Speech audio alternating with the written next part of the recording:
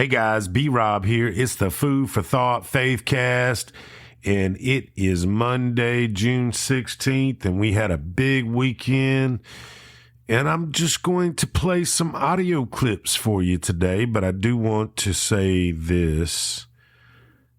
I want to say that you and your families are safe. God has us.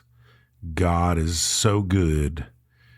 And God wins the story. So I'm going to play you some clips and see if you can figure out the puzzle, and then I will see you back soon.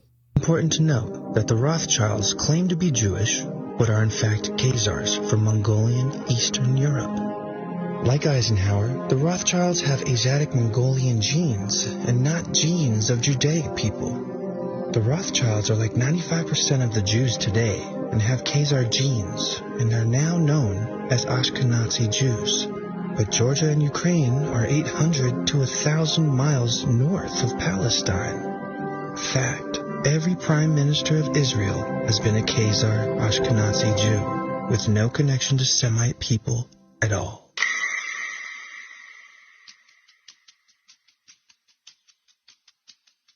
An ultimatum was delivered by Russia and other surrounding nations impacted by the Khazar murders and robberies that they must reject paganism and choose between Judaism, Christianity, or Islam as their official state religion.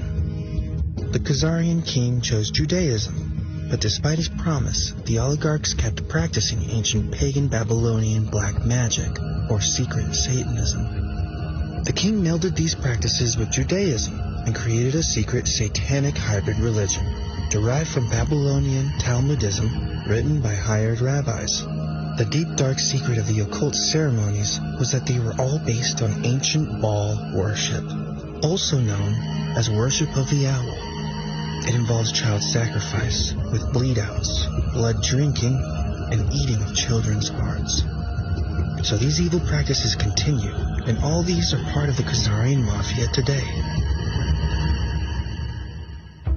In 900 AD to 1200 AD, Russian conquests were made into the Khazar kingdom and eventually drove most of them out. The Russian prince, Svyatoslav, made war upon the Khazars. The Russians created the gradual fall of the Khazars, so in a matter of a decade, the Russians removed most Khazar presence. Unfortunately, the Khazarian leaders had a well-developed spy network and were able to escape across Europe, taking their vast fortune in gold and silver. They infiltrated Europe and Slavic nations, and perhaps back into Asia, infecting many nations and city-states, including as far as Venice, Spain, and most of Central Europe. In secret, they continued their satanic child blood and sacrifice rituals, all for their trusted Baal to give them the whole world and all its riches. Ever since, the Khazars have plotted eternal revenge against the Russians and the surrounding nations that invaded Khazaria and drove them out of power.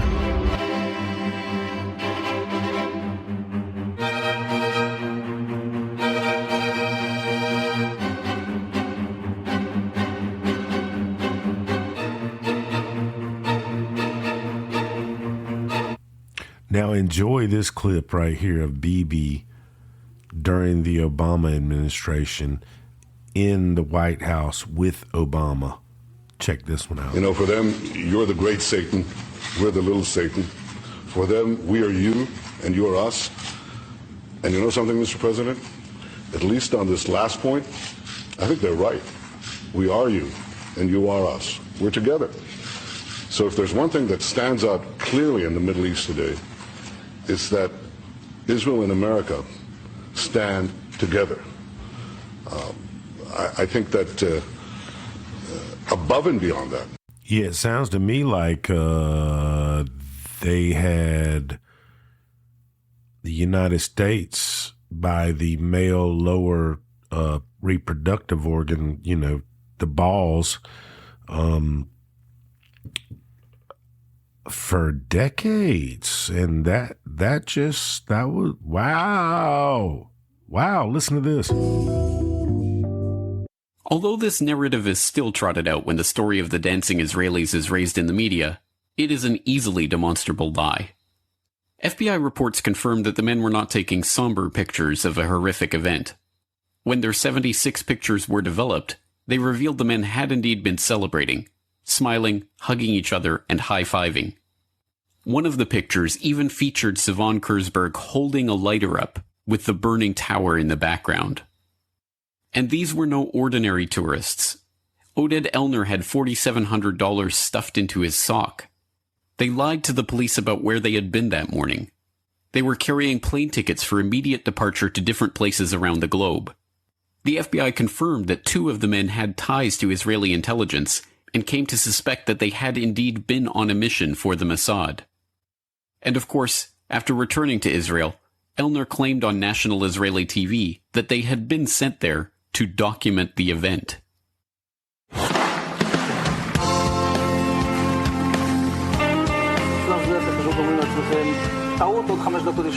And at that point, we were taken for another round of questioning, this time related to our allegedly being members of Mossad.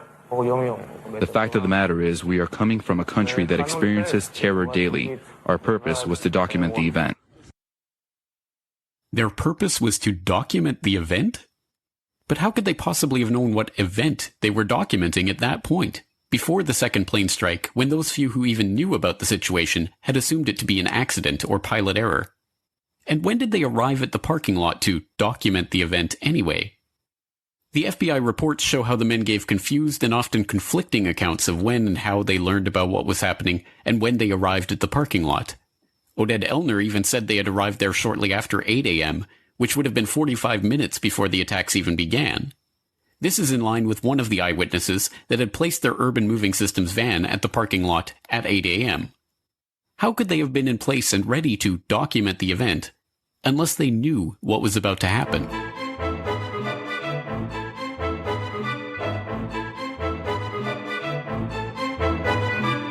Now, keep in mind that they have had control, the deep state, they have had control, the Khazarians, they have had control of the United States for decades. I would say 100 years, at least. Check this out. The GOP hearing on the DOJ's investigation into the Clinton Foundation was set for December 5, 2018. Q started dropping D5 in posts like something big was going to happen. On November 30th, 2018, George Bush Sr. died. His funeral date was set for December 5, 2018, and the GOP hearing was cancelled. On December 3, 2018, Q asked what the odds are that the Bush funeral would be on December 5, and pointed us to the empirical rule. Then Q posted, "Postponed, well played deep state, please allow us to counter." Q's promise to counter had anons wondering if something was going to happen at the funeral. That's when the secret envelopes came into play. Cameras just happened to be in the perfect positions. After 1989, President Bush said, and it's a phrase that I often use myself, that we needed a new world order. Pick the people to run those agencies and the deputies that are pledging allegiance to the new world order and good governance. And then I think you have the Inspector General do some spot audits to make sure that there is real compliance. The burdens of global citizenship continue to bind us together. Partnership and cooperation among nations is not a choice. It is the only way, the one way. Things like technological change, things like mass media, things like the market are all subject to our control. Since then, we established a liberal world order, and now is a time when things are shifting. There's going to be a new world order out there. Look, I think that everyone is going to have to take a hard look at where they want to be at this moment in history, as we're looking at efforts across the country to prevent people from being able to exercise their fundamental rights. The chair declares the joint session dissolved. Where's the concern for the United States in that? Well, it's not my concern. We have before us the opportunity to forge, for ourselves and for future generations, a new world order. When we are successful, and we will be, we have a real chance at this new world order. On December 11, 2017, Q posted, "Follow the wives." All the envelopes were delivered to the wives. An anon asked Q what was in the envelopes. Q answered, "Our promise to counter." Fun fact, our promise to counter. But did you know, if you Google the day of George Bush Sr.'s death, or you can even Google when was George Bush executed, and it will show you that he was executed on November the 30th, 2018. So you take the month of November, if we're looking at the calendar we're currently in, that is the 11th month, correct? The 30th. If you add 11 plus 30, what do you get? 41. What was he? Yeah, that's all I'm going to say. They're targeting our civilians. Yeah. They're bombing our civilians. So that's the difference. They're a terrorist regime. We can't have Iran have nuclear weapons. And by the way, our intel shows that they intend to give these nuclear weapons to their Houthi proxies and others. And that's nuclear terrorism on a global scale. It threatens everyone. And the last thing is they have plans to develop intercontinental ballistic missiles. Right now, 8,000 kilometers, very soon, just add a little distance, and they can reach the eastern seaboard of the United States. These people who chant death to America, try to assassinate President Trump twice, killed 241 of your Marines in Beirut, killed and injured thousands of American soldiers in Afghanistan and Iraq, try to bomb a restaurant in Washington, D.C., chant death to America, burn the American flag. Do you want these people to have nuclear weapons and the means to deliver them to your cities? Of course not. Yeah. So we're defending ourselves, but we're also defending the world. I want to talk about. So why do you and your Khazarian friends, why are you doing it then? We want peace. Trump wants peace. Why are you doing it then? Sounds like you're telling on yourself. Good afternoon, Peter.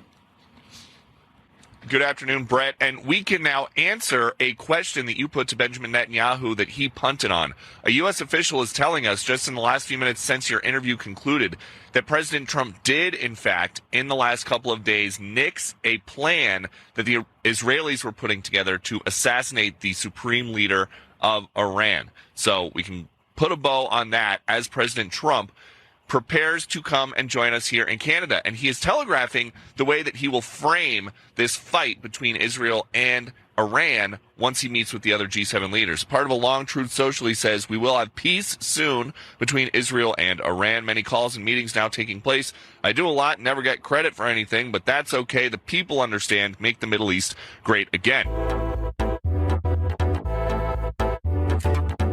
The IC continues to assess that Iran is not building a nuclear weapon, and Supreme Leader Khamenei has not authorized the nuclear weapons program that he suspended in 2003. The IC continues to monitor closely if Tehran decides to reauthorize its nuclear weapons program. Man, that's interesting. That's Tulsi Gabbard right there. That kind of conflicts what Bibi says all the time, huh? Crazy.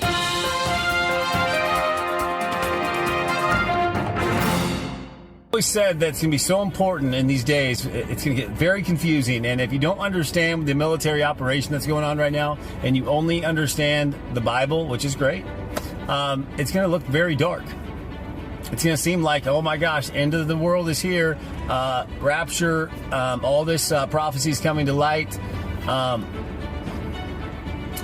You got to understand the military operation, the alliance that Trump and the other leaders have been for 4 to 8 years dealing with and taking out this evil cabal that has controlled every aspect of humanity on this world.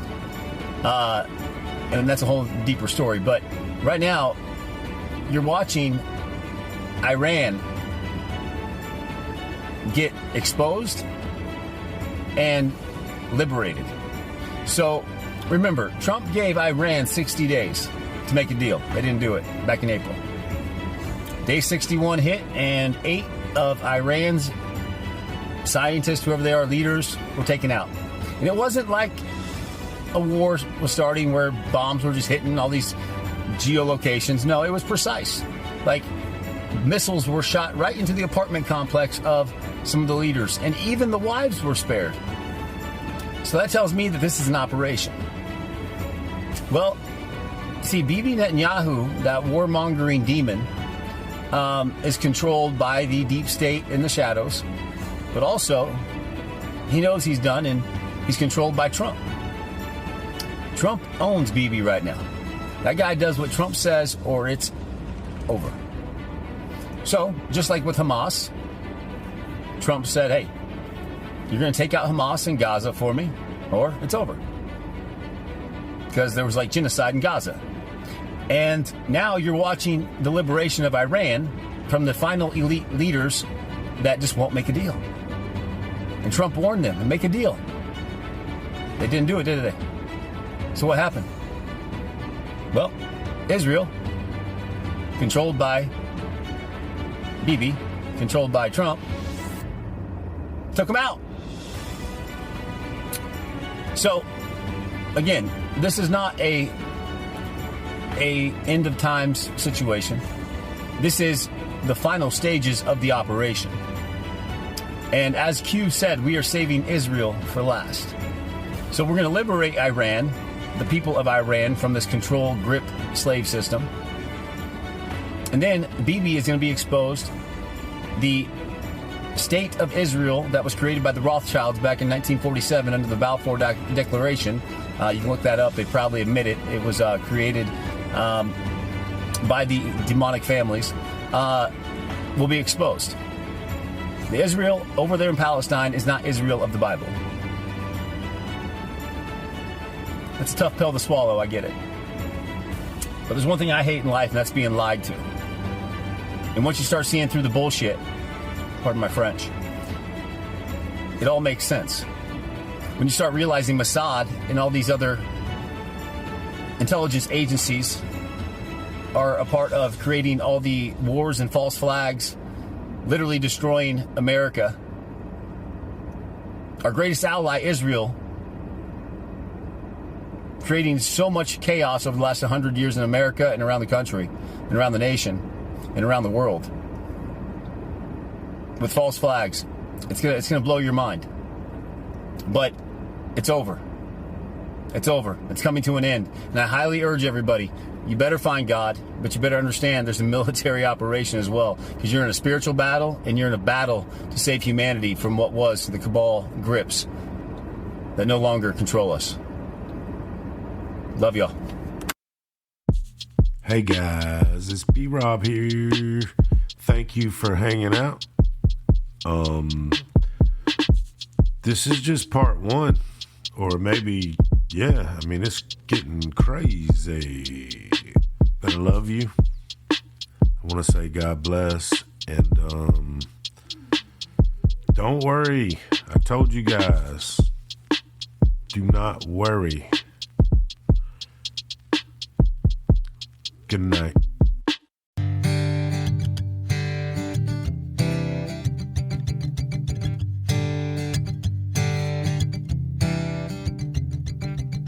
Come on down to the storehouse. We got all the doors for your house. Maybe even all the floors for your house. We got a lot of things. You looking for cabinetry or composite decking, or maybe even metal roofing. We got you covered. We got you covered at the storehouse. Storehouse in Lincolnton at the storehouse. Yeah, got you covered.